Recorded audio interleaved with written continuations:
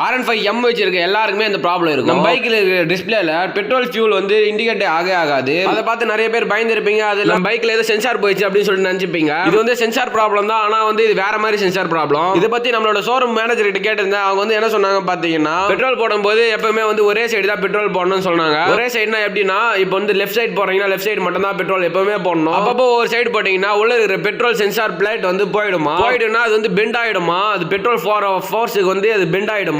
அது ரொம்ப மெலிசா இருக்குமா. அதனால தான் அந்த ப்ராப்ளம் வருது அப்படின்னு சொல்லிட்டு சொன்னாங்க. சரி ஓகே ப்ரோ, எனக்கு கொஞ்சம் பண்ணி கொடுங்க அப்படின்னு சொல்லிட்டு கேட்டதுக்கு வந்து அவங்க என்ன சொன்னாங்கன்னா, அடுத்த சர்வீஸ் எடுத்துன்னு வரும்போதே வந்து விட்டு போங்கப்பா, ஒரு 2 நாள்ல பண்ணி கொடுத்துறேன் அப்படின்னு சொல்லிட்டு சொன்னாங்க. அதுக்கு வந்து டேங்க் ஃபுல்லா கழட்டணும் அப்படின்னு சொல்லிட்டு சொன்னாங்க. இது உண்மையா போயன்னு நமக்கு தெரியல. இருந்தாலும் அவங்க சொல்றது தான் நம்பி ஆகணும். அதனால சொல்லிட்டு நான் உங்களுக்கு சொல்றேன். இந்த மாதிரி ப்ராப்ளம் வந்தா அவங்க ஷோரூம்ல வந்து கன்ஃபார்ம் வந்து நீங்க இன்ஃபார்ம் பண்ணியே ஆகணும். அப்பதான் வந்து உங்களுக்கு ஃப்ரீயா பண்ணி கொடுப்பாங்க. எதா இருந்தாலும் நீங்க சொல்லாமலே இருந்தா அப்புறமா அவங்களுக்கு தான் ஆஃபர். அவங்க வந்து என்ஜாய் பண்ண ஆரம்பிச்சிருவானுங்க. நிறைய பேர் நம்மளோட வீடியோ பாக்குறீங்க, ஆனா ஃபாலோ பண்ண மாட்டீங்க. ஃபாலோ பண்ணி வச்சுக்கோங்க.